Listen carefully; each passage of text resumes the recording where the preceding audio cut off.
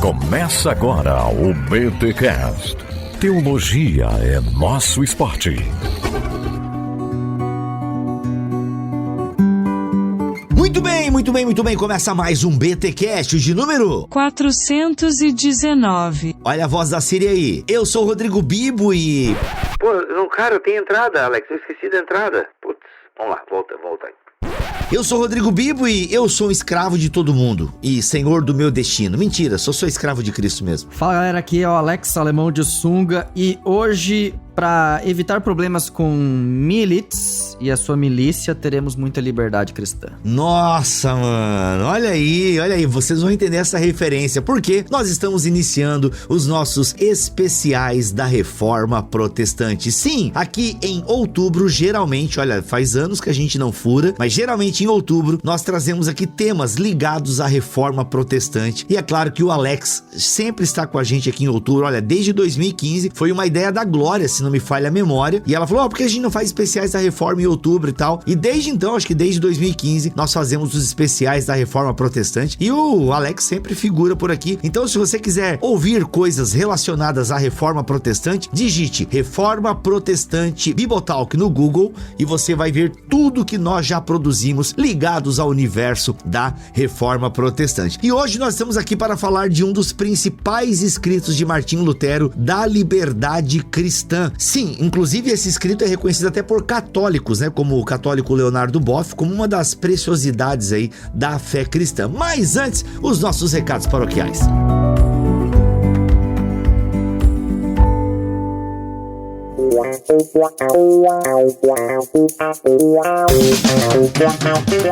E nos recados paroquiais dessa semana, galera, é o seguinte, presta atenção que nós vamos lançar um livraço. É dia... Calma, não é dia, é novembro, não posso falar o dia ainda. Em novembro, pessoal, vai sair o grande livro em parceria com a Mundo Cristão, que é o Conversas... Errei.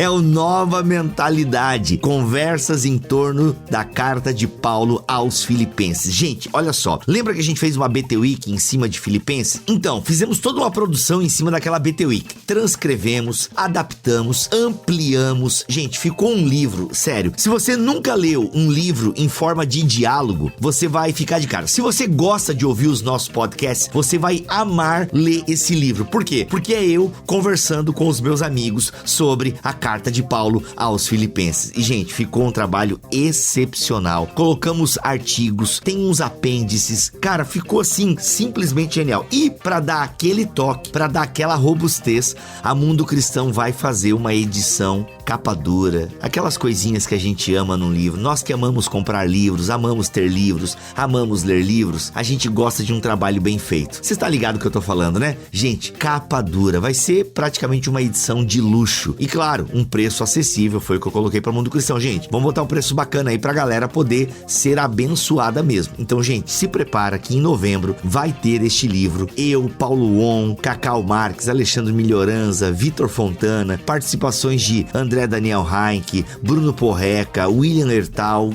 meu Deus, ai gente, ó, Erlan Tostes, ficou simplesmente maravilhoso esse livro. E olha só, anota aí, anota na agenda, porque dia 5 de dezembro, dia 5 de dezembro, na Assembleia de Deus Ministério Madureira, lá em Guarulhos, a gente vai fazer um evento de lançamento presencial, respeitando todas as medidas sanitárias. A igreja é gigante lá em Guarulhos, e então assim, a gente consegue colocar lá 800 pessoas com espaçamento. Então assim, galera, tudo dentro do permitido pela lei do nosso país ou pela lei lá de São Paulo, beleza? Tudo certinho. Guarulhos é São Paulo? Eu nunca entendo direito Guarulhos. Guarulhos é São Paulo, é estado de São Paulo, né? Não vai ficar brigando comigo agora porque eu sou ruim de geografia. Para com isso. Anota aí, 5 de dezembro, vai ser um domingo pela manhã. Eu, Paulo On e Cacau Marques, neste evento ao vivo de lançamento do livro Nova Mentalidade. Vai ser um evento, gente, de 2 horinhas, vai ser um bate e volta que eu, Paulo On, vamos fazer, o Cacau Marques. A gente vai lá fazer o evento, à tarde, Paulo Paulo On já voa de novo pra Cuiabá, Cacau volta correndo pra cidade dele porque tem culto, e eu também volto correndo pra pegar o culto à noite da minha igreja ainda. Então assim, gente, vão ser 2h30 num talk show. Vai ser um talk show, assim, show de bola lá na Igreja Evangélica Assembleia de Deus, Ministério Madureira, em Guarulhos. 5 de dezembro vai começar o evento a partir das 10 horas da manhã. Então, das 10 ao 12h30, você vai ficar com a gente lá nesse evento,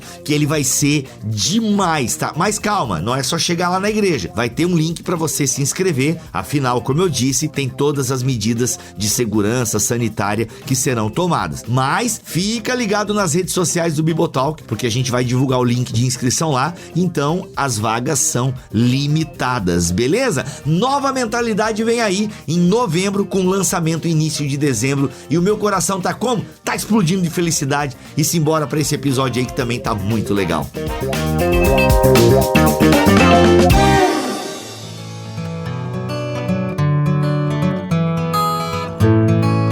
Alex, a gente tá aqui pra falar de um livretinho de Lutero, e é até estranho, Alex, a gente falar desse livreto da liberdade cristã, porque o Lutero, como um bom biblista, é um cara que escreveu muito, né? Por exemplo, o sonho de consumo dos estudantes de teologia lá na FLT era termos as obras selecionadas de Lutero, e corríamos atrás da... Ó, o Alex tá segurando uma, inclusive, olha, pra você que é mantenedor, tá vendo, né? Olha, tá vendo a filmagem dessa gravação. Aliás, um parênteses, você que é mantenedor, vai lá no grupo do Telegram ou na lista de distribuição do Telegram. Por quê? Porque as coisas exclusivas a gente manda tudo lá, tanto no grupo, pra você que tem tempo de interagir, como na lista de distribuição. Você que não tem tempo de interagir e só quer consumir aquilo que é de direito. Então, geralmente a gente tá filmando as gravações e mandando para os mantenedores. Maravilha. E essa talvez apareça lá, hein? Não prometemos nada, porque depende aí de tudo que acontece ao longo da gravação e a gente tem aqui editar e cortar. Mas, Alex, não é estranho, Alex, que uma das obras menores, eu não sei se essa é a menor obra de Lutero, pelo menos em português parece ser.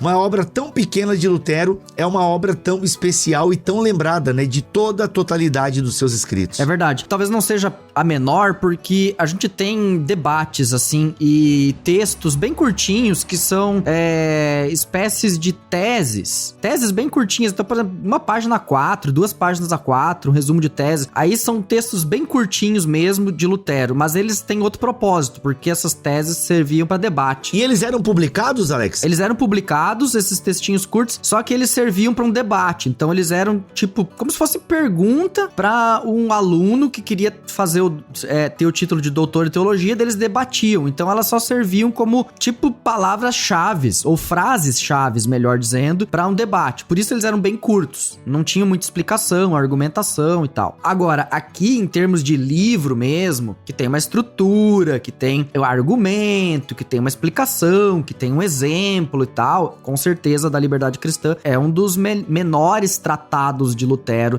que a gente tem à disposição. Legal. Alex, é melhor a gente situar o livro, por que ele foi escrito, em que momento ele foi escrito. A gente sabe que nós temos vários Luteros ao longo da sua vida. Então a gente tem o Lutero no início da carreira, o Lutero no meio e o Lutero no final da carreira. Então eu queria que você situasse um pouco esse escrito da liberdade cristã de Lutero. Eu tenho aqui a 5ª edição revista com nova tradução, olha aí. Tradução de Walter Altman. Exato. Maravilha. Então, esse texto que você encontra ele tanto nesse livretinho aí, que tem na Amazon, link aí pro link do Bibotalk pra comprar na Amazon. O cara já tá esse fera. Daí, ou você... é claro que Jabá faz parte do Ser Bibotalk. Ou você encontra no 2º volume das obras selecionadas de Lutero, está lá também, tradução do texto latino. O texto foi publicado bilíngue, alemão e latim. O texto em alemão é mais curto que o texto em latim, mas as traduções que a gente tem em português e inglês geralmente recorrem ao texto em latim, que é mais longo. Por isso que você tem. Mas os dois foram publicados juntos e surgiram de uma necessidade bem interessante. Alex, antes de você falar dessa necessidade bem interessante, não perca esse fio, eu queria que tu explicasse o porquê a necessidade e porquê esse cuidado de Lutero em publicar nos 2 idiomas e porque um é mais curto e o outro é maior. Exato. Então, os 2 idiomas têm a ver com o público que ele quer alcançar. Ele tem 2 públicos. Um que é o que ele quer alcançar diretamente com esse escrito. Esse escrito foi feito com o objetivo de ser enviado para o Papa e os bispos e a Cúria Romana. Olha. Mas esse texto também deveria circular entre o povo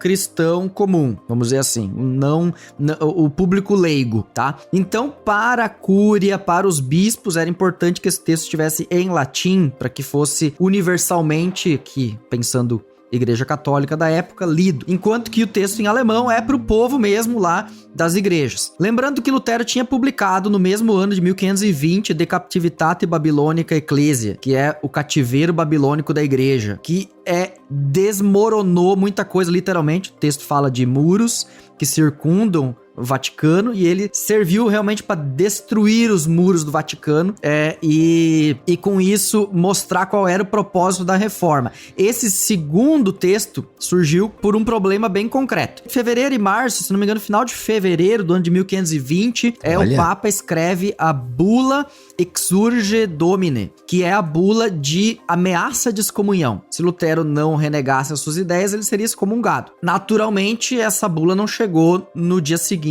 por e-mail pro Lutero, mas levou meses para fazer o caminho até a Alemanha. Chegando ao conhecimento de Lutero, algo em torno de agosto, setembro, por aí, provavelmente setembro daquele ano de 1520. E, diante disso, Lutero tá numa situação complicada. Ele precisa tomar uma posição, tá? E para tomar uma posição, ele recebe a visita de dois camaradas. Um deles é o Karl von Militz, ou Carlos von Militz. Carlos Fominha, no caso, para os índios. Carlos von Militz, Por isso eu brinquei com a milícia do Militz aí. Mas o Karl von Militz era um. E o outro colega que visitou ele se chamava Johannes von Staupitz.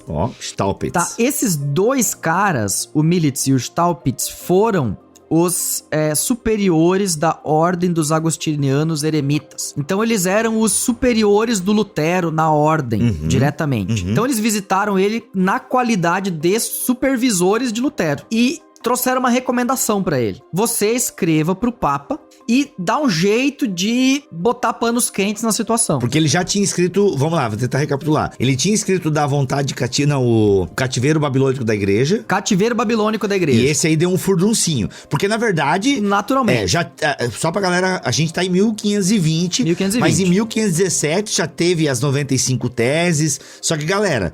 O negócio era amoroso, né? Percebam, a gente tá falando de 3 anos depois, Lutero ainda tá no contexto da Igreja Católica, tudo, e tá rolando essas cartas, vai e vem e tal. E aí ele escreve esse da liberdade cristã não tinha sido escrito ainda. Não, aí já teve debate com o João Eck, né? Já teve o Eck lá debatendo com ele, já teve várias tretas acontecendo nesse caminho. Aí teve o Cativeiro Babilônico, que é um escrito magnífico e que traz sugestões práticas de reforma na sociedade, na igreja, e que literalmente quebra um monte de coisas. E agora você tem os caras vindo pro Lutero dizendo, dá um jeito de apaziguar a situação. O Papa tá louco contigo e isso não é bom. A gente precisa dar um jeito na situação. Então, Lutero resolve escrever uma carta e juntar um livreto que ele estava compondo. Esse livreto tinha um objetivo geral. Tinha o objetivo de ser uma suma da vida cristã, um sumário da vida cristã, uma mini teologia sistemática prática. Olha aí. Tá? Era justamente para dizer assim, como se tornar cristão e o que é a vida cristã, em resumo. Esse era o objetivo do escrito. E os caras dizem, escreva uma carta. E aí, tem um negócio bem interessante, porque o texto da liberdade cristã, ele já estava mais ou menos pensado, não estava escrito, mas pensado. E Lutero escreve essa carta. Isso ele escreve em setembro e outubro de 1520. Em novembro de 1520, esses textos vão para a prensa e são distribuídos. Mas... se você pegar a edição da carta, que é a Carta de Lutero a Leão X, Sumo Pontífice, essa carta que foi enviada junto com a da Liberdade Cristã em latim para Roma, a data de publicação dela é Wittenberg, 6 de setembro de 1520. Nós temos aqui um caso de falsificação de data. Caraca! É um caso muito interessante de falsificação de data, porque os superiores queriam que Lutero desse a impressão de que ele não estava sabendo da bula de ameaça de excomunhão e ele queria dizer, olha... na verdade, não foi bem isso que eu quis dizer.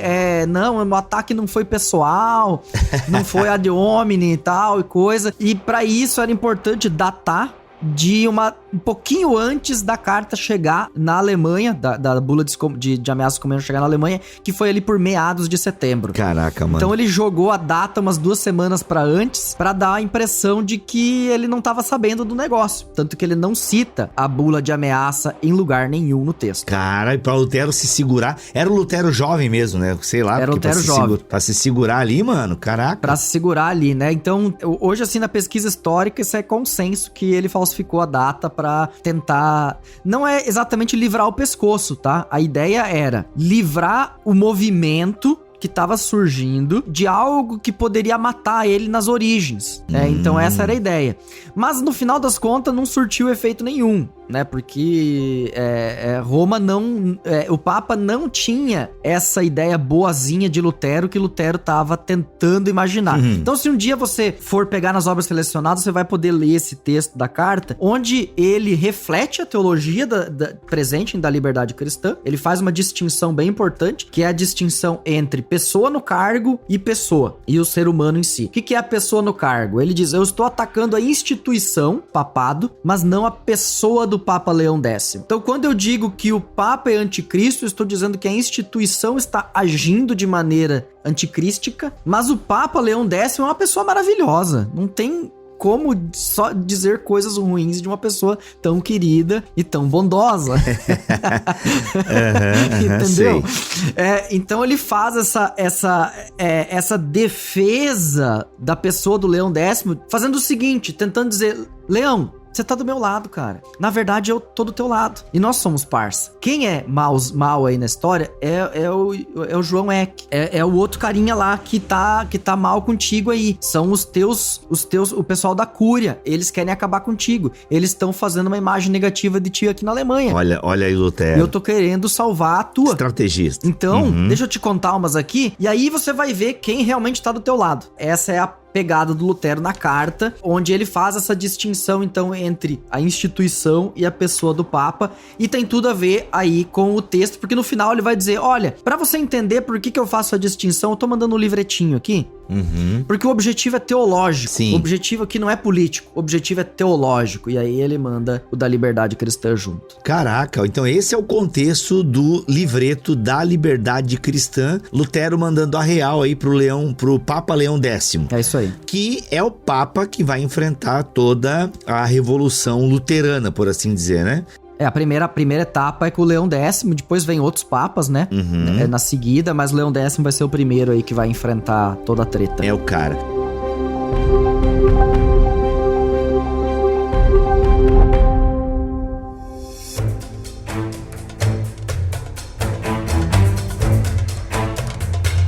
E aí, Alex, então a gente tem essa introdução histórica muito legal. Esse Milbitz, como é que é o nome do cara aqui? Militz. Aqui na tradução tá Miltitz. Tá errado, né? Deve estar errado. Tá Miltitz. Deve estar errado. Aqui tá Miltitz. Carlos von Miltitz. Miltitz. Não, é Militz mesmo. Beleza, então tá. O Staupitz, ele é mais conhecidinho, assim. Mais conhecido porque ele era o antecessor do Militz. Ah, tá. Porque o Militz é um nome que eu nunca prestei atenção, assim. Já devo ter lido alguma coisa, aliás, até o próprio da Liberdade Cristã no tempo da faculdade. Mas o Staupitz, eu lembro mais dele pelas conversas que Lutero. Isso, ele é um exatamente. pouco mais citado, geralmente, aí nas leituras mais gerais da Reforma, né? Exato. Legal. Então Lutero Lutero já pensando no movimento incipiente ali, talvez já sabendo que a coisa ia dar uma degringolada, tenta, né? Não vamos deixar matar no ninho, né? Vamos não deixar matar no ninho. Beleza. Aí ele manda esse folheto, esse livreto da liberdade cristã. Qual é o cunho teológico, então, Alex, pra gente... Qual é o objetivo, a gente acabou de ver. Qual é o cunho teológico? O que tem de importante aqui pra teologia luterana e que, ao mesmo tempo, faz com que católicos até achem o livreto interessante? Então, o livro ele tem uma afirmação que tem uma tensão. A gente usaria o termo dialético hoje em dia falar dialética, né? Porque são duas frases que elas aparentemente estão em contradição e o livro é também dividido em duas partes e isso é muito típico do pensamento de Lutero, essa ideia de afirmar duas coisas que aparentemente estão em contradição, a gente tentar juntar essas duas pontas, né? Então você fala de justo e pecador, você fala de lei e evangelho, essas coisas que estão bem presentes no pensamento de Lutero, esse pensamento de distinções. Paradoxal podia ser o termo? Paradoxal, né? Paradoxal pode ser também o termo. E a frase que tá logo de cara na primeira página do livro é: o cristão é um senhor libérrimo sobre tudo, a ninguém sujeito. O cristão é um servo oficiosíssimo de tudo, a todos sujeito. Olha, eu vou ler em português agora pra vocês. Um cristão é senhor livre sobre todas as coisas e não está sujeito a ninguém. Um cristão é um servo prestativo em todas as coisas e está sujeito a todos. Exato. Olha aí. O texto, interessante, a tradução de Walter Altman é bem mais fluida, né? Do que a tradução aqui do Martin Dreyer, que tá na obra selecionada, né? Obra 2. Isso. Inclusive, essa tradução aqui, ela é de 97, ela até tem os textos bíblicos, né? Porque Lutero, como um bom biblista, ele citava muito texto de cabeça sem fazer uma citação formal. Nessa edição aqui, que eu não sei qual que vende agora, galera, mas nessa aqui que eu tenho, ela, inclusive, tá as versões, o texto bíblico citado completo e tal, é uma nota do tradutor aqui, inclusive. Mas legal, e aí, Alex? Então nós temos essas duas afirmações de Lutero, que daí ele vai defender que nós temos que ser as duas coisas ao mesmo tempo. Como é que Lutero desenvolve esse pensamento aí? Então, para ele desenvolver essa ideia de que o cristão, ele é livre e não está sujeito a ninguém, e de que ele é um servo e está sujeito a todos ao mesmo tempo, ele faz uma distinção entre pessoa interna, ou pessoa interior, e pessoa exterior. E ele divide o livro em duas partes. A primeira parte vai se dedicar à pessoa interior e a segunda parte à pessoa exterior. Da onde ele tira essa ideia? Essa ideia de pessoa interior e pessoa exterior, ele tira da antropologia paulina, do conceito de pessoa paulino, que faz uma distinção entre carne e espírito. Agora, essa distinção entre carne e espírito é aquela onde você vê o texto falando entre a carne milita contra o espírito milita contra a carne. Aquela ideia de que há uma tensão, há uma luta entre o desejo do pecado, ligado à carne, né? Latim carus e o grego sarx, e por outro lado, o spiritus, o pneuma, né? A presença do Espírito de Deus na pessoa que busca as coisas de Deus. Então, para Lutero aqui, ele toma de empréstimo essa ideia paulina da carne e do espírito, essa tensão entre pecado, vida no pecado e vida em santidade, e desenvolve ela ao longo do livro, que é dividido em duas partes. Então, na primeira parte, que ele vai falar da pessoa interior, ele vai partir do seguinte pressuposto: olha, se a pessoa vive pelo Espírito, então que benefício existe, que efeito existe de coisas exteriores à pessoa e que podem causar dano à alma dessa pessoa. Por exemplo, se você usar uma roupa de padre, isso significa que você automaticamente está salvo ou perdoado os pecados? Ou se você usar uma roupa de agricultor, significa que então você perdeu a dignidade, a santidade cristã porque você está numa roupa secular? As roupas ou a comida que você ingere, elas modificam a sua qualidade espiritual diante de Deus, a sua relação com Deus? E a Lutero vai ter que dizer não. Alex, vou ler esse ponto, é o ponto 4 aqui, se eu tô pegando o teu fluxo aqui. Vai lá. Eu vou ler na versão do Altman aqui. De nenhum valor é para a alma se o corpo se cobre de vestes sagradas, como fazem os sacerdotes e os religiosos. Nem tampouco se vai com insistência a igrejas e a outros lugares sagrados. Nem ainda se ocupa somente com coisas sagradas, nem se, da boca para fora, recita orações repetidas, jejua, faz peregrinações e pratica tantas boas ações quantas seja possível praticar com o corpo e no corpo. Pelo que eu tô entendendo aqui, o Lutero tá falando das coisas que vêm de fora, né? Isso, das coisas que vêm de fora. Nada de fora pode nos tornar um ser interior espiritual, né? Exatamente. Algo completamente diferente há de ser o que concede à alma o ser agradável a Deus e a liberdade. Porque todos esses exemplos, obras e condutas acima mencionados, também as pessoas más, alguém de santidade fingida e um hipócrita, podem exibir e praticar. Aliás, através de tais práticas só podem surgir pessoas que apenas aparentam serem santas. Por outro lado, nenhum dano é causado à alma se o corpo se cobre de vestimentas profanas e se frequenta lugares profanos, se come e bebe, não faz peregrinações, nem recita rezas, nem pratica as obras que os santarrões fingidos acima mencionados fazem. Pera, não entendi a parte. Aliás, através de tais práticas, só podem surgir pessoas que apenas aparentam ser santas. Por outro lado, nenhum dano é causado à alma. Eu não entendi essa parte final. Ficou confuso, né? Às vezes os argumentos são difíceis, às vezes. Mas aí é a questão da hipocrisia, né? Não muda nada, porque se você é interiormente santo, não há uma coisa exterior que torne você impuro. Por outro lado... É que eu não entendi o argumento final aqui, né? Eu não sei se a tradução ajudou, né? Por outro lado, nenhum dano... A primeira parte eu entendi, é justamente isso. Não adianta ter o exterior cheio de religiosidade, práticas de religiosidade, se é que isso não te salva, né? Isso não garante. Exato. Aí Lutero é radical no final. Por outro lado, nenhum dano é causado à alma se o corpo se cobre de vestimentas profanas e se frequenta lugares profanos, se come e bebe. Isto é, ele não jejua, não faz peregrinações, nem recita. Ele tá dizendo que no fundo, essas coisas também não vão te prejudicar, mas isso eu não entendi também. Ficou meio confuso. Porque ele tá querendo... Porque as pessoas tinham a seguinte ideia de que haviam duas classes de seres humanos.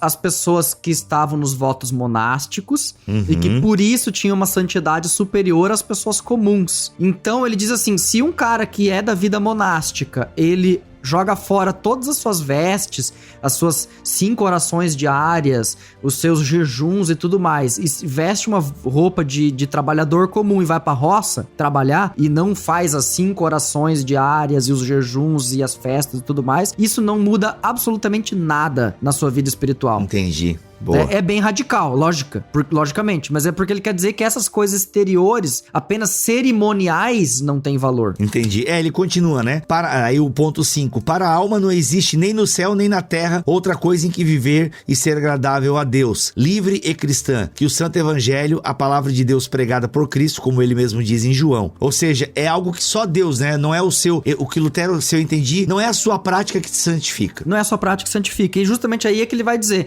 se nós somos alimentados pelo Espírito de Deus, pela palavra de Deus, né? Pela palavra de Deus, pelo verbo de Deus, então só importa que a gente creia nessa palavra de Deus. Não há outra razão pela qual nós podemos ser salvos a não ser pela santa palavra de Deus. E aí ele diz, somente a fé constitui uso salutar e eficaz da palavra de Deus. Então, se é a palavra de Deus que alimenta o Espírito, se é a palavra de Deus que mantém, a única maneira dessa palavra de Deus se ligar a mim é por meio da fé. Então, a primeira vez que aparece no escrito de Lutero de forma tão consistente e clara o termo somente pela fé é aqui nesse ponto onde ele diz, pois a palavra de Deus não pode ser recebida e cultivada por nenhuma obra humana senão somente pela fé. Olha...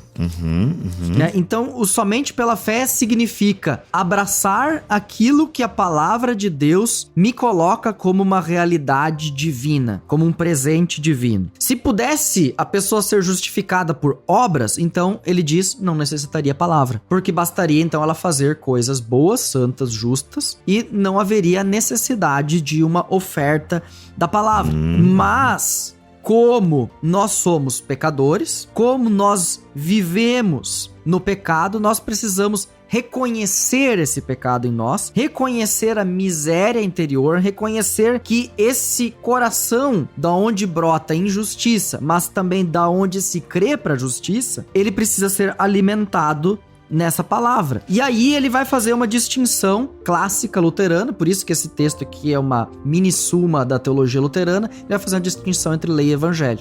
Isso é caríssimo, né, Alex? Isso é caríssimo para a teologia luterana, a distinção entre lei e evangelho. E eu explico um pouquinho para nós isso aí, Alex. Eu sei que dá um podcast à parte, mas já que é tão caro... Dá um podcast à parte, exatamente. Então, para que o ser humano reconheça tanto que as obras não têm valor, quanto que ele é pecador, é necessário que haja uma palavra de Deus que Lutero chama aqui de preceitos. Ele chama aqui de preceitos. Ele diz que os preceitos ensinam coisas muito boas, mas não dão força para fazê-lo. Então ele diz, olha, você tem um exemplo para isso, que é o não cobices. É um preceito pelo qual todos nós somos convencidos de que somos pecadores, visto que ninguém consegue deixar de cobiçar, não importando o quanto faça contra isso. E isso é verdade. Basta ter o lançamento do iPhone 13 que a gente já está cobiçando o iPhone 13, mesmo que a gente saiba que não deveria. Eu tô feliz com o 11 aqui de entrada ainda.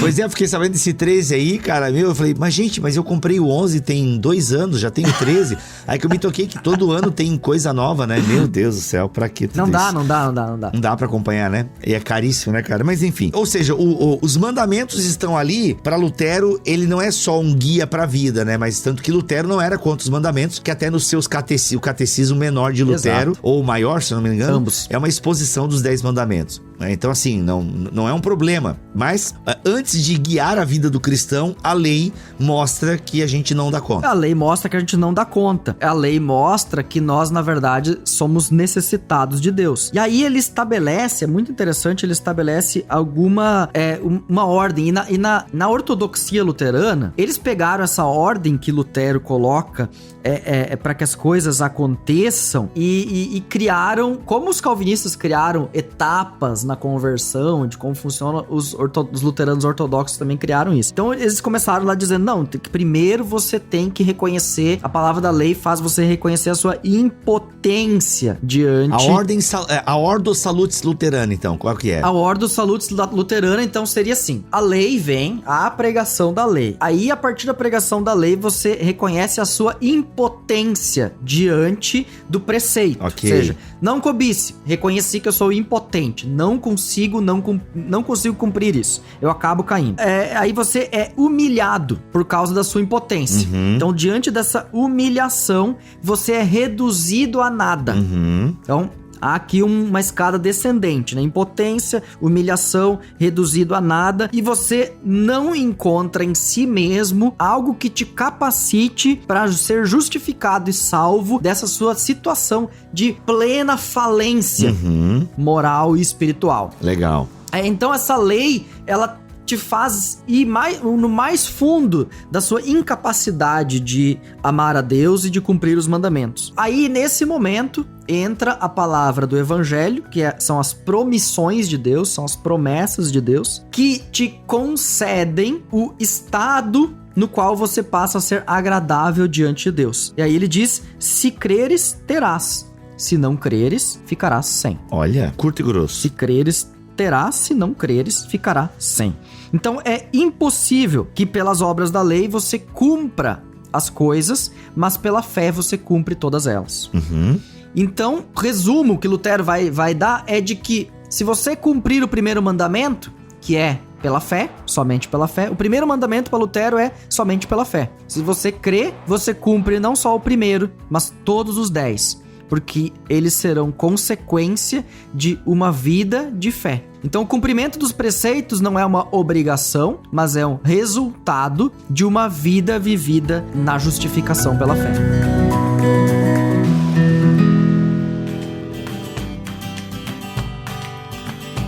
Tá, ô Alex, e onde entra essa ideia de dar liberdade? Né? Quero entender essa parada aí. A liberdade em Lutero significa que você não está mais sujeito às necessidades das obras para provar que você é um cristão. Então aqui é que tá o grande ponto. Para ele, nenhuma obra é capaz de fazer aquilo que só a fé faz, que é literalmente colar a palavra de Deus no coração do ser humano. Fazer com que a palavra de Deus entre no coração do ser humano. As obras não são capazes de fazer isso. Somente a fé é capaz de fazer isso, com que a palavra reine no coração do ser humano. Então, se você não precisa de obras, você também não precisa de lei. A lei se torna supérflua e inútil para a salvação do ser humano da perspectiva, observe, pare e pense isso, da perspectiva de tornar o teu coração agradável a Deus. Ela tem o propósito de te humilhar, mas ela não consegue te tornar agradável diante de Deus. Então você está livre das obras e livre da lei como meios de tornar-se agradável a Deus. Então, nesse ponto, Lutero vai dizer, não adianta você correr para missa, não adianta você peregrinar, não adianta você fazer oferta, não adianta você jejuar, não adianta você orar, não adianta adianta você fazer nada disso se o teu objetivo com isso é agradar a Deus sem fé. A chave é sem fé. Se você quer agradar a Deus sem fé, você não agrada a Deus. Então, a fé te liberta dessas coisas como meios para agradar a Deus. Porque estas obras só se tornam importantes, vai ficar claro na segunda parte do escrito agora. Essas coisas só se tornam importantes como meios para mortificação da carne,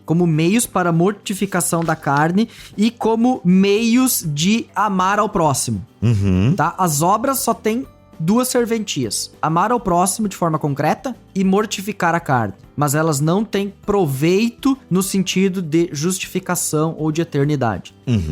Que era o dilema, né? Que era contra aquilo que Lutero lutava na sua época, no seu contexto, na sua região, né? Exato. Isso já tá bem claro em outros podcasts da Reforma. E olha só um negócio interessante aqui, ó. O pessoal sempre pergunta sobre soteriologia luterana. Sempre. E sabe que assim como tem a ordem da lei ali que eu expliquei, né, humilhação e tal e coisa, tem uma ordem da justificação explicada aqui de forma bem simples. Lutero coloca ela da seguinte forma, então: se as promessas de Deus, a promissão de Deus é aquilo que faz com que a gente se torne agradável a Deus, então o resultado disso é que, em primeiro lugar, você vai ter uma fé firme, você participará com Cristo e a sua alma será saturada e inebriada pela força da promessa de Deus. E aí ele desenvolve essa ideia dizendo que você vai ser reinado pela fé e pela palavra, você terá devolvida a sua glória e justiça original, sua alma é copulada com Cristo e você se torna um com Cristo, a tal da união mística. Há um matrimônio entre o cristão e Cristo. E a alma do crente passa a ser livre de todos os pecados. Então, a ordem seria mais ou menos o seguinte: seria você crê, confia, há uma confiança. Há, então, uma absorção da pessoa na vida divina, na vida de Cristo. Você passa a ter você passa a receber, a ter imputada a justiça por causa da fé, por ter crido, uma imputação da justiça. Você passa a viver numa união mística com Cristo e, por conta disso, você é regenerado.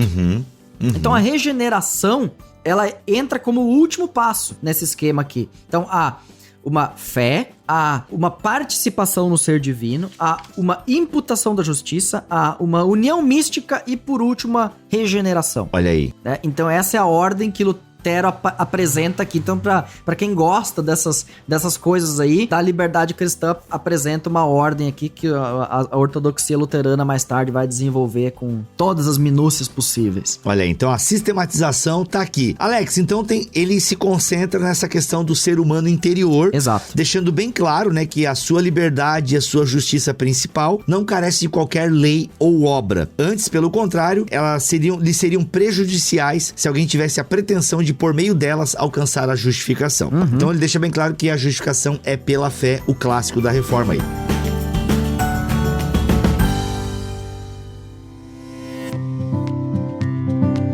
Passemos agora a tratar de outra parte, diz Lutero, referente ao ser humano exterior. Aqui queremos responder a todas aquelas pessoas que, irritadas com nossas afirmações anteriores, exclamam: se a fé é tudo e por si só bastante para tornar uma pessoa agradável a Deus, por que é que foram ordenadas as boas obras? Pois então vivamos a vida boa e sem fazer nada. Não, meu caro. Assim não. Seria assim se fosses tão somente um ser espiritual e interior, algo que não será o caso antes do dia do juízo final. Neste mundo, tudo é começo e crescimento, até que haja o cumprimento no mundo vindouro. E aí, cara? Então, agora aqui ele vai juntar essa segunda parte, ou seja, você vive nesse mundo, você vive na carne, mas você não vive segundo a carne, usando aqui a metáfora paulina. E o último argumento da primeira parte vai conectar com o da segunda. Qual que é o último argumento da primeira parte? Nós participamos do reinado e do sacerdócio de Cristo. Assim como Cristo reina e Cristo é sacerdote, nós somos reis e sacerdotes. Nós não estamos a ninguém sujeitos e nós não necessitamos precisamos de sacerdotes porque nós mesmos somos sacerdotes. E por isso, por conta disso, por sermos reino e sacerdócio, nós servimos. Nós estamos aqui para servir. Então, a segunda parte, a do homem exterior, é a questão do como a carne milita contra o espírito e como as obras, elas servem agora para a mortificação desse desejo do pecado e como essas obras servem como instrumento que nos direcionam para o amor ao próximo. E aí ele vai usar uma imagem muito simples que ele tirou de Mateus 7, que é a ideia da árvore, que basicamente a árvore má não produz frutas boas, a árvore boa não produz frutas más. E ele desenvolve da seguinte maneira: claro que estas frutas não carregam a árvore e nem a árvore cresce nas frutas. Pelo contrário, as árvores carregam as frutas e as frutas crescem nas árvores. Tal como, pois, é necessário que as árvores existam antes de suas frutas, e as frutas não fazem as árvores nem boas nem más, mas pelo contrário, como as árvores, tais as frutas. Assim é necessário que primeiro a pessoa humana seja ou boa ou má, antes que faça uma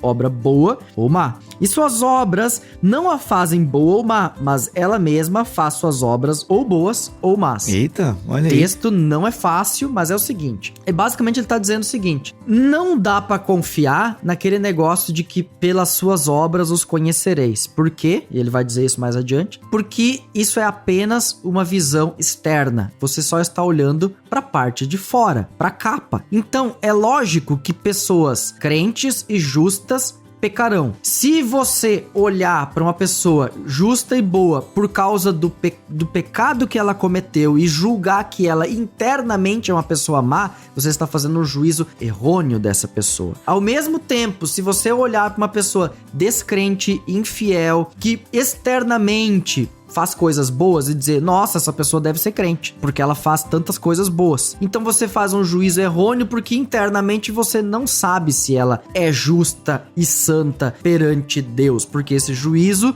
só pertence a Deus. Portanto, uma pessoa boa produz obras boas, mas infelizmente também peca. Então não dá para estabelecer um juízo cabal, final, da justiça e santidade dessa pessoa apenas por conta das suas obras externas. Então aqui é um ponto de extrema discordância entre o universo luterano e o universo calvinista. Como assim? Desde tempos remotos aí, desde o início. Porque a doutrina calvinista vai crer no silogismo prático, que é justamente a ideia de que se eu vejo alguém que peca, então essa pessoa deve estar expondo aquilo que está dentro dela. Naturalmente ela ela seria uma pessoa condenável. É lógico que se eu pegar como exemplo alguém que vive literalmente chafurdado no pecado, até mesmo Lutero concordaria, né? Não precisamos ir tão longe assim. Mas muitas vezes há um julgamento precipitado de que as pessoas não creem por conta de XY comportamentos, né? E isso se torna muito complicado de se afirmar porque você não tem acesso ao coração da pessoa. Entendi. Então essa é a diferença aí de não estabelecer um juízo sobre a alma do ser humano ou sobre o destino eterno do ser humano a partir da observação de algumas obras boas ou más dela.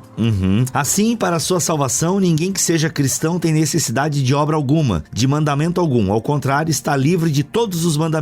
E tudo quanto faz, o pratica em total liberdade e gratuitamente, sem jamais buscar seu próprio proveito ou salvação, pois já está satisfeito e bem-aventurado através da sua fé e da graça de Deus, mas tão somente para agradar a Deus. Exato. Aí é que tá a grande coisa. As obras, Lutero não é contra as obras. Por quê? Porque as obras surgem e nascem de um coração liberto do cativeiro das obras. Então nós somos libertos da obrigação de produzir coisas boas para agradar a Deus, para, por outro lado, por meio da fé, servir e amar ao próximo, Sim. que no final das contas também são obras. Mas são obras para o outro, né? São obras para o outro e não para mim. Nem para Deus, né? O objetivo das boas obras era me justificar diante de Deus. Mostrar pra Deus, olha o que eu fiz aqui. Olha Deus, olha só a coisa boa que eu fiz pra você aqui. Me dá aí uma chance. E a ideia é que Lutero vai dizer, não, Cristo vem e diz, toma aqui a minha justiça pra você, pega aí a minha justiça. Agora você se torna um comigo. Você passa a compartilhar de mim. E porque você compartilha de mim, agora você vai agir como eu ajo. E é interessante porque Lutero, justamente mais pra frente, vai pegar Filipenses 2 e explorar Filipenses 2. E vai dizer que, assim como Cristo, sendo em forma divina, se humilha, nós também devemos ser humilhados, à semelhança de Cristo. E como Cristo é exaltado, nós também somos exaltados, no sentido de que agora nós produzimos obras, nós fazemos coisas boas como louvor, como amor e liberdade para Cristo, e somos Cristo um para o outro. Ele diz isso, ó. Por isso, tal qual Pai Celeste nos auxiliou gratuitamente em Cristo, devemos também nós auxiliar ao nosso próximo gratuitamente pelo corpo e suas obras, e cada qual tornar-se o outro como que um Cristo, para que sejamos Cristos um para o outro. E o próprio Cristo esteja em todos, isso é, para que sejamos verdadeiros cristãos. Da hora, hein, cara? Aqui até tava lendo que o Lutero também já tinha essa preocupação de não pregar só uma coisa, né? Os mandamentos têm que ser pregados, né? Tem que ser pregado. Então não é só pregar o arrependimento e a fé, também precisa se pregar. Precisa ter esse equilíbrio, né? Entre lei e evangelho. É o equilíbrio do púlpito, né? Exatamente. É porque a pregação da lei somente produz legalistas, né? Porque são pessoas que vão querer cumprir tudo isso, porque elas creem que se elas cumprirem tudo certinho, elas vão ter um benefício final. E por outro lado, Lutero percebe o problema de que aqueles que não ouvem a pregação do evangelho não se tornam conscientes da necessidade da mortificação e da necessidade de ser Cristo pro outro.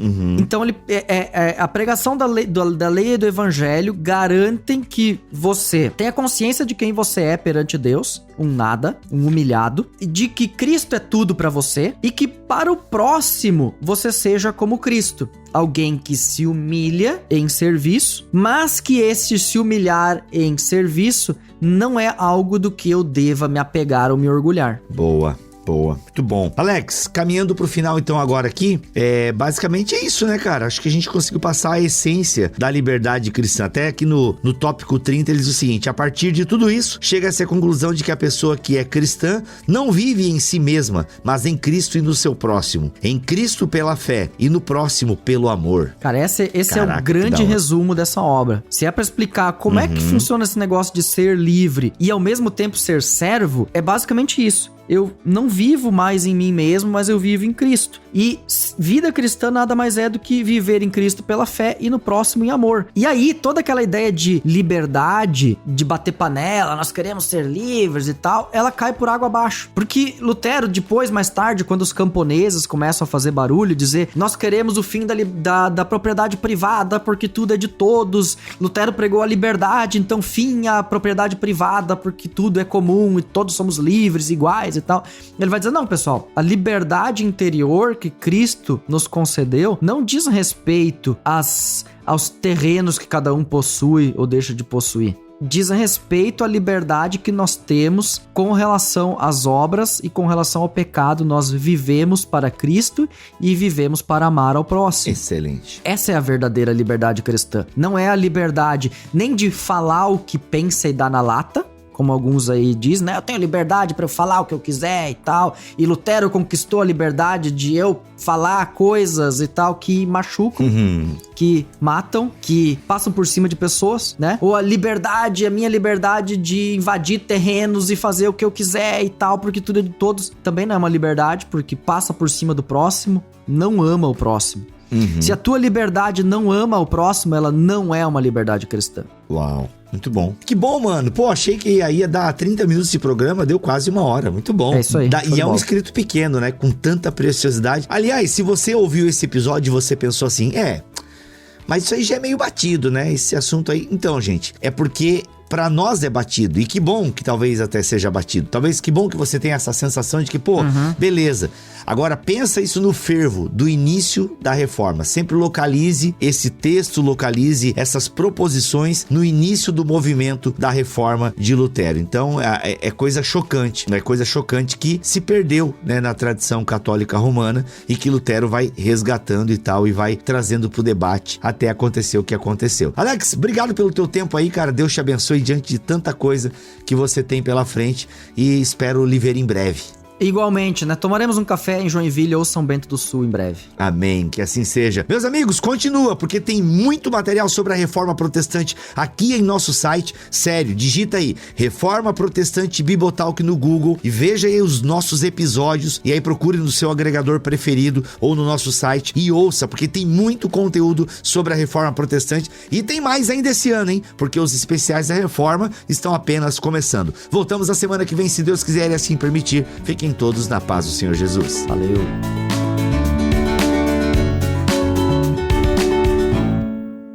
Este podcast foi editado por Tuller Bibotalk Produções.